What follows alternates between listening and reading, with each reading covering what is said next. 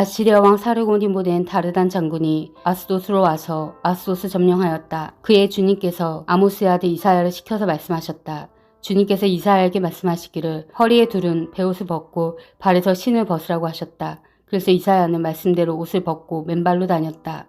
그때 주님께서 말씀하셨다. 나의 종 이사야가 3년 동안 벗은 몸과 맨발로 다니면서 이집트와 에티오피아에게 표징과 징조가 된 것처럼 아시리아 왕이 이집트에서 잡은 포로와 에티오피아에서 잡은 포로를 젊은이나 늙은이 할 것 없이 모두 벗은 몸과 맨발로 끌고 갈 것이니 이집트 사람이 수치스럽게도 그들의 엉덩이까지 드러낸 채로 끌려갈 것이다. 그리하여 에티오피아를 의지하던 자들과 이집트를 그들의 자랑으로 여기던 자들이 두려워하고 부끄러워할 것이다. 그날이 오면 이 해변에 사는 백성이 이렇게 말할 것이다. 우리가 의지하던 나라 아시리아 왕에게서 구해달라고, 우리를 살려달라고 도움을 청한 나라가 이렇게 되었으니 이제 우리가 어디로 피해야 한단 말이냐. 이것은 해변 광야를 두고 하신 엄한 경고의 말씀이다. 남쪽 광야에서 불어오는 회오리 바람처럼 침략자가 광야에서 쳐들어온다.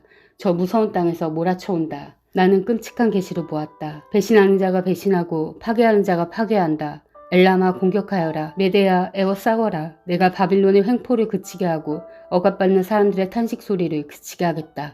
그러자 나는 허리가 끊어지는 것처럼 아팠다. 아기를 낳는 산모의 고통이 이런 것일까. 온몸이 견딜 수 없이 아팠다. 그 말씀을 듣고 귀가 멀었으며 그 광경을 보고 눈이 멀었다. 나의 마음은 갈피를 잡지 못하고 공포에 질려 떨었다. 내가 그처럼 보고 싶어한 희망찬 새벽빛은 도리어 나를 무서워 떨게 하였다. 내가 보니 사람들이 잔치상을 차려놓고 방석을 깔고 앉아서 먹고 마신다. 갑자기 누가 명령한다. 너희 지휘관들아 일어나거라. 방패를 들어라. 주님께서 나에게 이렇게 말씀하셨다. 너는 가서 파수꾼을 세우고 그가 보는 대로 보고하라고 하여라. 기마병과 함께 오는 병거를 보거나 낙이나 낙타를 탄 사람이 나타나면 주의하여 살펴보라고 하여라. 파수꾼이 외친다. 지휘관님, 제가 온종일 망대 위에 서 있었습니다. 밤새 경계구역을 계속 지키고 있었습니다. 그런데 갑자기 병거가 몰려오고 기마병이 무리를 지어온다. 누가 소리친다. 바빌론이 함락되었다. 바빌론이 함락되었다. 조각한 신상들이 모두 땅에 떨어져서 박살났다. 아, 짓밟히던 나의 결애여, 타작마당에서 으깨어지던 나의 동포여, 이스라엘의 하나님 만군의 주님께서 나에게 말씀하신 것을 이렇게 내가 그대들에게 전한다. 이것은 두 말을 두고 하신 엄한 경고의 말씀이다. 세일에서 누가 나를 부른다. 파수꾼아, 밤이 얼마나 지났느냐. 파수꾼아, 날이 새려면 얼마나 더 남았느냐. 파수꾼이 대답한다. 아침이고 논다. 그러나 또다시 밤이 온다. 묻고 싶거든 물어보아라. 다시 와서 물어보아라. 이것은 아라비아를 두고 하신 엄한 경고의 말씀이다. 드단 사람들아, 아라비아의 메마른 덮을 속에서 밤을 지새우는 드단의 행상들아, 목마른 피난민들에게 마실 물을 주어라. 대마 땅에 사는 사람들아, 아라비아의 피난민들에게 먹거리를 가져다 주어라. 그들은 칼을 피하여 도망다니는 사람들이다. 칼이 그들을 치려 하고 화살이 그들을 꿰뚫으려 하고 전쟁이 그들의 목숨을 노림으로 도망다닌 신세가 되었다. 주님께서 나에게 이렇게 말씀하셨다.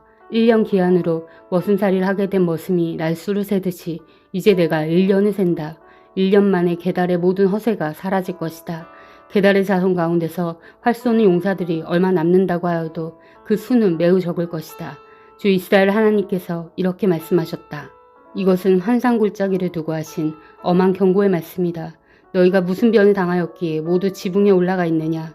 폭동으로 가득 찬 성읍, 시끄러움과 소동으로 가득 찬 도성아.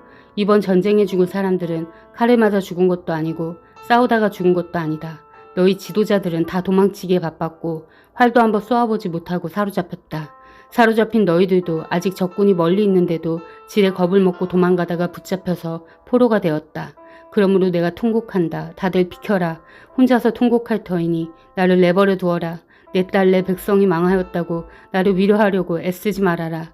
주 만군 하나님께서 친히 환상골짜기에 혼란과 학대와 소란을 일으키시는 날을 이르게 하셨다. 성벽이 헐리고 살려달라고 아우성 치는 소리가 산에까지 사무쳤다. 엘람 군대는 화살통을 메고 왔고 기마대와 병거대가 그들과 함께 왔으며 기루 군대는 방패를 들고 왔다.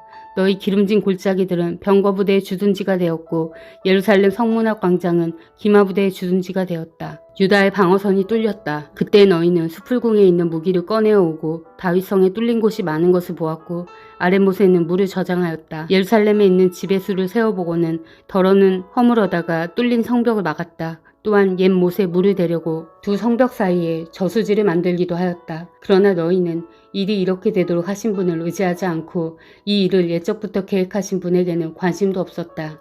그날의 주 만군의 하나님께서 너희에게 통곡하고 슬피 울라고 하셨다. 머리털을 밀고 상복을 몸에 두르라고 하셨다. 그런데 너희가 어떻게 하였느냐? 너희는 오히려 흥청망청 소를 잡고 양을 잡고 고기를 먹고 포도주를 마시며 내일 죽을 것이니 오늘은 먹고 마시자 하였다. 그래서 만군의 주님께서 나의 귀에 대고 말씀하셨다. 이 죄는 너희가 죽기까지 용서받지 못한다. 주 만군의 하나님께서 이렇게 말씀하셨다. 주 만군의 하나님께서 이렇게 말씀하신다. 너는 궁중의 일을 책임진 총 책임자 셈나에게 가서 나의 말을 전하여라. 내가 이곳과 무슨 상관이 있기에 이곳에 누가 있기에 여기에다 너의 무덤을 팠느냐. 높은 곳에 무덤을 파는 자야. 바위에 누울 자리를 쪼아내는 자야. 그렇다. 너는 권세가 있는 자다. 그러나 주님께서 너를 단단히 묶어서 너를 세차게 내던지신다. 너를 공처럼 둥글게 말아서 넓고 아득한 땅으로 굴려버리신다. 내가 거기에서 죽을 것이다. 내가 자랑하던 그 화려한 병거들 옆에서 내가 죽을 것이다.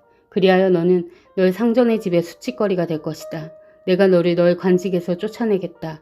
그가 너를 그 높은 자리에서 끌어내릴 것이다. 그날이 오면 내가 hil기야의 아들인 나의 종 엘리야김을 불러서 너의 관복을 그에게 입히고 너의 띠를 그에게 띠게 하고 너의 권력을 그의 손에 맡길 것이니 그가 예루살렘에 사는 사람들과 유다 집안의 아버지가 될 것이다. 내가 또 다윗의 집의 열쇠를 그의 어깨에 둘 것이니 그가 열면 닫을 자가 없고 그가 닫으면 열 자가 없을 것이다. 단단한 곳에 잘 박힌 못같이 내가 그를 견고하게 하겠으니 그가 가문의 영예를 빛낼 것이다. 그의 가문의 영광이 그에게 걸릴 것이다. 종지에서 항아리에 이르기까지 모든 작은 그릇들과 같은 그 자손과 족속의 영광이 모두 그에게 걸릴 것이다. 만군의 주님의 말씀이다. 그날이 오면 단단한 곳에 잘 박힌 몫이 삭아서 부러져 떨어질 것이니 그 위에 걸어둔 것들이 산산조각이 날 것이다. 이것은 주님께서 하신 말씀이다. 아멘. 사랑하는 형제자매 여러분, 주님이 곧 오십니다. 마라나타.